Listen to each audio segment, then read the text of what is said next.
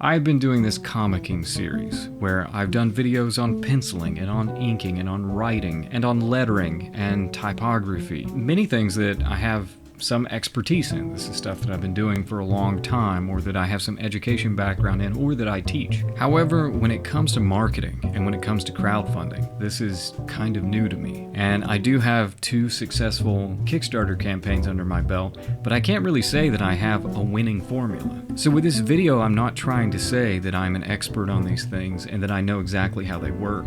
Rather, what I'm doing is saying, this was really tricky to navigate with no experience. Here's at least everything I tried, everything I experienced, and what the outcomes were. And then you can take that information and judge it for yourself, interpreting it as you see fit, utilizing it as you see fit, or dismissing it as useless as you see fit. So I think context is important here. And unlike my other videos, I'm going to treat this chronologically. I'm going to tell it to you like a story. From the start of my comic, through its marketing stage and audience building, and then into crowdfunding and the things I tried and the things that worked and the things I feel like didn't.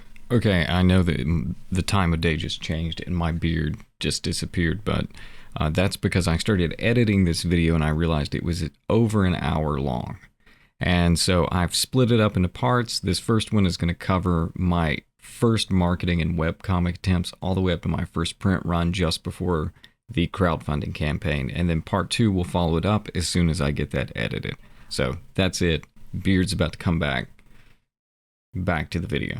So to help with navigation, I'm putting chapters down at the bottom so that you can skip to any area that you want to, any area of interest that you have, just in case you don't want to listen to the entire thing. However, that would be a shame. It's going to be lovely. But nonetheless, that feature is there if you want it. If I don't go into enough detail on something, or if I gloss over something unintentionally, feel free to put a question in the comments, and I will try to answer it as best I can, especially for the first few days after the video is published. And if you would, like this video and share it with someone. As much as it benefits me just to have more people watching the video, that's not really the point.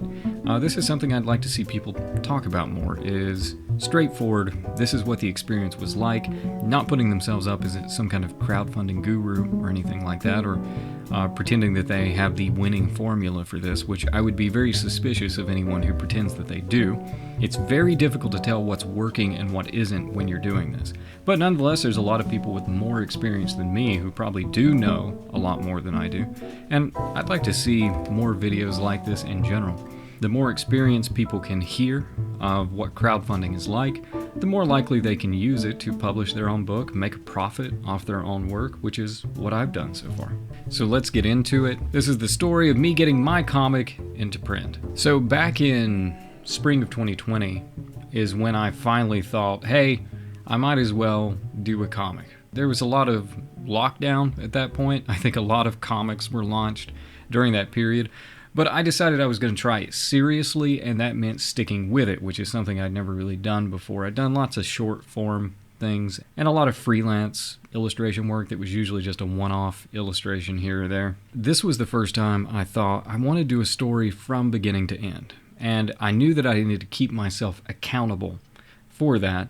And the best way to keep myself accountable was to publish pages publicly for people to see. So I started a website. And I opened up the Webcomic Phase of my work. The basic idea was this. I was going to publish 2 pages per week, which a page takes, for me, about 8 hours to do. And I think that's relatively typical when you consider it from rough sketch all the way up to final color. That's a time-consuming process, so 2 pages, I was anticipating about 16 hours a week. Just round up generally with other marketing and stuff and say 20 hours a week. That's what I was shooting towards. And so I built my idea around, I'm going to keep myself accountable to do this amount of work, and I'm going to publish it publicly on a website. So I looked at Wix and Squarespace and other things like that, but it felt to me like the thing I would have the most control of and wouldn't cost me very much money. So I got myself a free website template from html5up.net, and I modified it a little bit in Dreamweaver. I know a little bit of code from back in the MySpace days, and that is honestly how I navigated doing this, was based upon customizing HTML, 20 years ago, or whatever that was at this point. Then I got a friend who's a programmer to help me with the PHP and things like that. There's probably much easier ways to do this, but building my own website was the way I wanted to do it. And so it's up there now. You can go and visit it and look at it. It's theseuscomic.com. There's a link in the description. So I spent a few months kind of putting together the website and getting it ready while I was drawing pages, and I built up a page buffer because I assumed that I would want extra pages in there so that if I was sick or if I was busy or whatever, I would still have pages to post. And so I built a buffer of about 35 pages before I ever launched the comic. The comic was launched on July the 3rd, 2020, and I started off with 3 pages. I threw those up, reducing my buffer a little bit, but so that there would be a little bit of traction for anybody who went there. They could at least read a couple of pages instead of just a chapter plate or something like that. And then I started trying to figure out how to integrate it into the webcomic community, which webcomics are not what they once were. 15 to 20 years ago, webcomics were quite a big thing. Nowadays, there's still an audience, but it's quite a bit smaller than it used to be. But I wanted to accumulate readers because I wanted to build an audience. And mostly what we're trying to do on here is to build an audience. And so I figured this was at least a doorway to do that. And actually on that front, it's been really good because a lot of people who are still reading the comic on that website, they've been with me since the beginning, or I've picked them up close to the beginning. So they're in the comments frequently interacting, and I'm extremely appreciative of their support throughout. I figured one way to get more web traffic to my website was to try Webcomic Directories. There's a bunch of Webcomic Directories, mostly left over from the heyday, and so I started Googling Webcomic Directories to see anywhere that I could list my comic. And so I've got stuff like the Belfry Webcomics indexed, where I have 6 subscribers. I have Piperka, where I've got 51 subscribers. Webcomic List, there's only 2. Webcomics Hub, Comic Rocket, I don't even remember some of these things. Archive Binge, and of course Top Webcomics. Kind of a frightening place, to be honest, where it looks like currently I'm ranked number 304, which is actually pretty low. I used to run higher than that, but people are fickle. So the audience on my website is not necessarily a really big one. You know, it runs about 700 to 1,500 people in a month, something like that. At its peak, it's probably been maybe 2,000 or 3,000.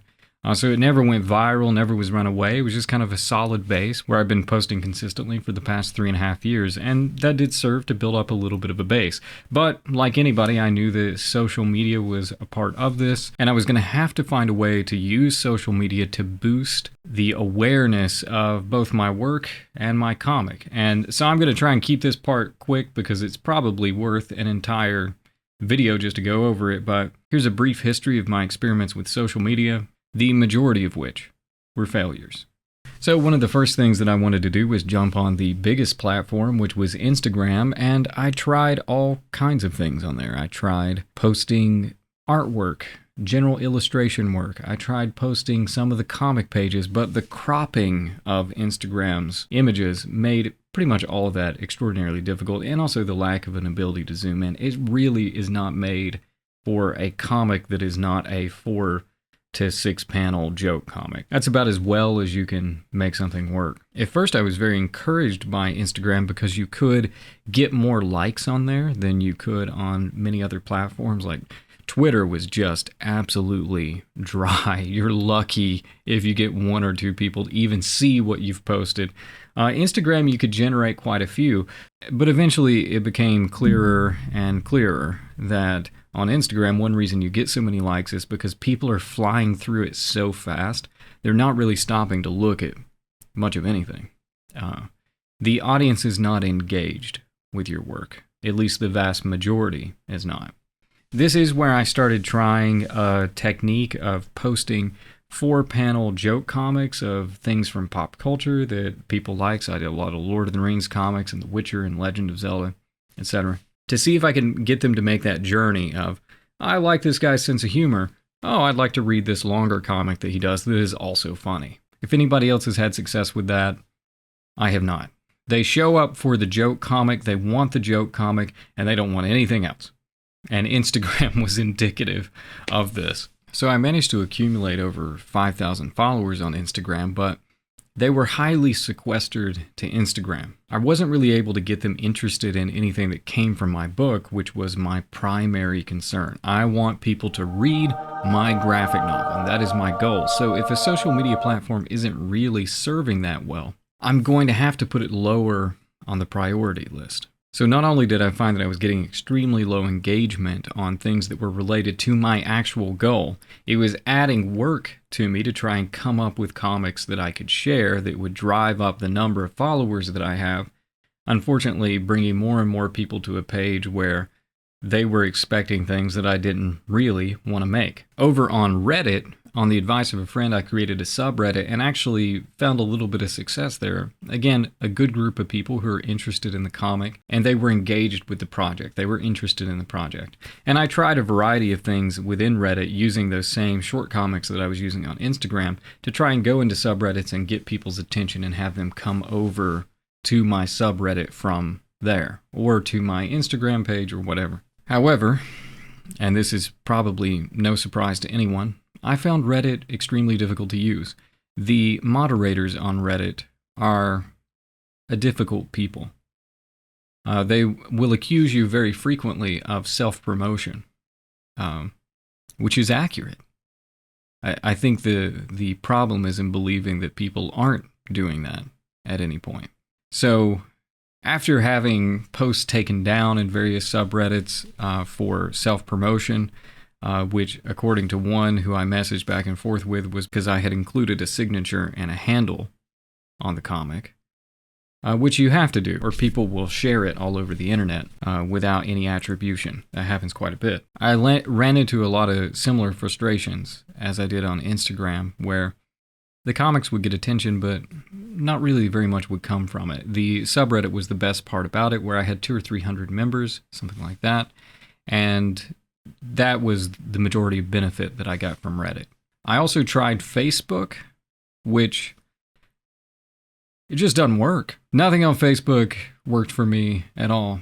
Maybe 10 years ago, but no, not anymore. I did also try creating a Facebook page, but it basically just set records in low engagement. I could not figure out any way at all to make that useful in the slightest, so I abandoned it pretty quickly.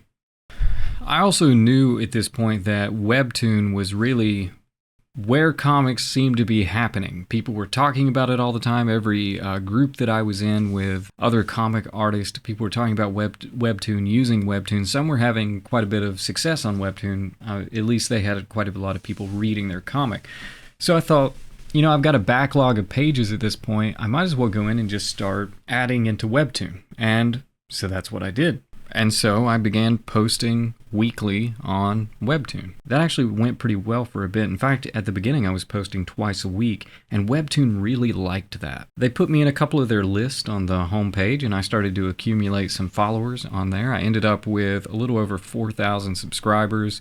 I've got a rating of 9.76 and 176,000 views overall. But then, unfortunately, I started to run out of material, and so I had to slow down to about once a week. I could have kept posting twice a week like I do on my website, but a single page for an episode on Webtoons is really difficult. It feels like it completely lacks in substance. The Webtoon system seems to demand a little bit more. Plus, my book is designed for print, so the panels all had to be cut out and rearranged and cut into little slices of images so that I could then upload them and get that vertical flow from top to bottom. So it was taking me at least a couple hours a week added on to work to get that shifted over to Webtoon. Now, for that kind of work and with those kind of views, I would expect to see that benefit me in some way.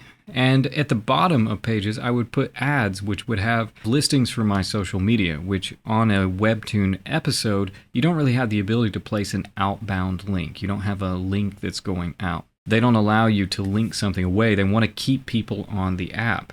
And unfortunately, it's very successful. I wasn't really getting any benefit from it. When I would post an episode, you would expect to even see just a little bit of a bump in your social media if you were getting people to leave the app and go to your social media at all. But I never saw any. And the day following a posting was essentially no different than any other day. And so I'll mention a little bit more of that in the future, but Webtoon is extremely successful at keeping people on their app, which if you're not making money through Webtoons means that you're not making money off any of the effort that you put in. At least that's what has been the case for me. So in my efforts to try everything, the next thing that I was going to do was to try a print run and to take books to a comic conference to sell. And I started really small with this because I had no idea whether or not I would have any success in selling books in person. And so what I did was I connected up with a local printer that's here in the town where I live, and we worked out a way to print softcover versions of my book, which I was going to do the first volume of 3 parts for this whole graphic novel, which at this point I've completed 2, and I'm working on the 3rd one.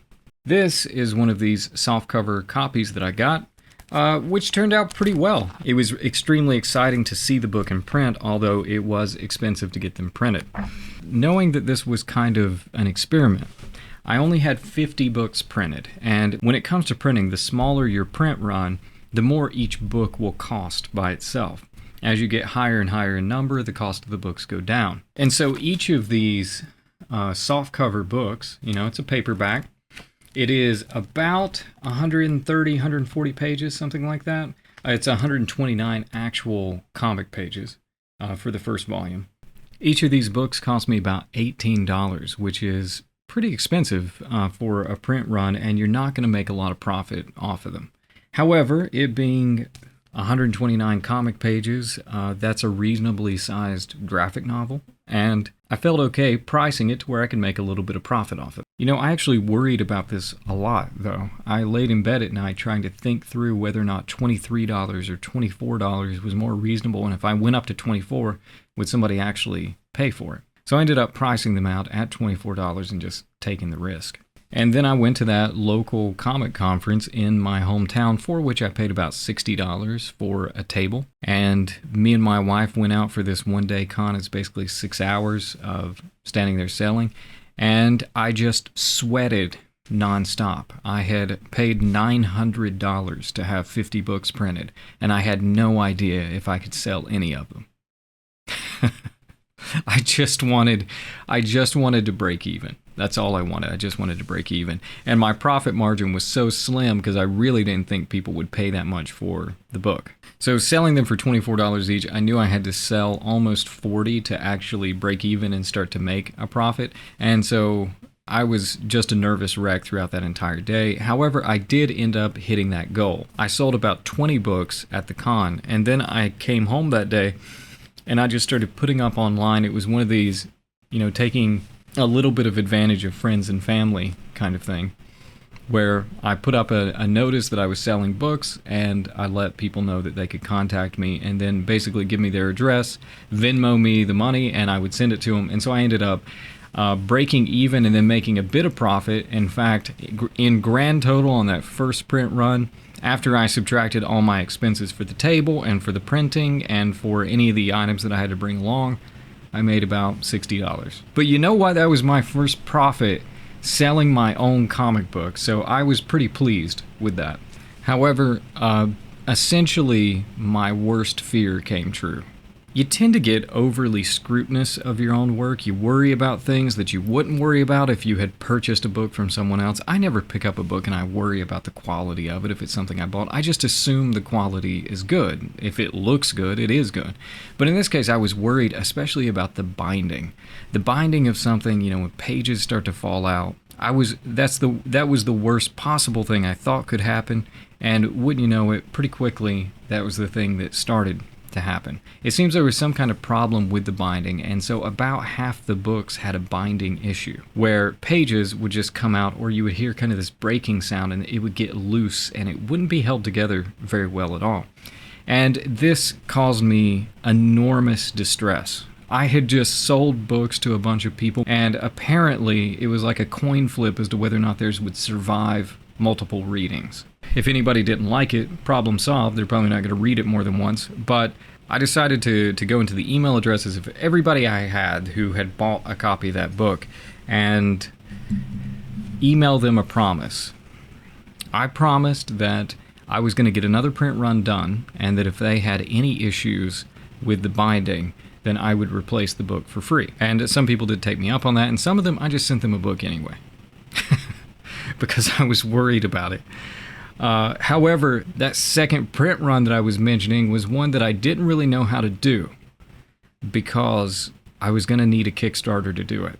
And the reason I put together my first Kickstarter is because I was so upset about that first print that I decided that I was going to find a way to get a better quality book, a better printing, at a lower price, and that I was going to do crowdfunding for the very first time. So that's going to be it for the first video. Make sure that you do like it and you subscribe to the channel. I'll put out the second part here in about the next week and go into depth on the crowdfunding part. And that's it. In the meantime, you can feel free to watch something else on the channel. I have other videos, as I mentioned at the beginning of this video. And at this moment, I'm even just killing time so that these little thumbnails can show up on the outside edges. And that's for your benefit in the end.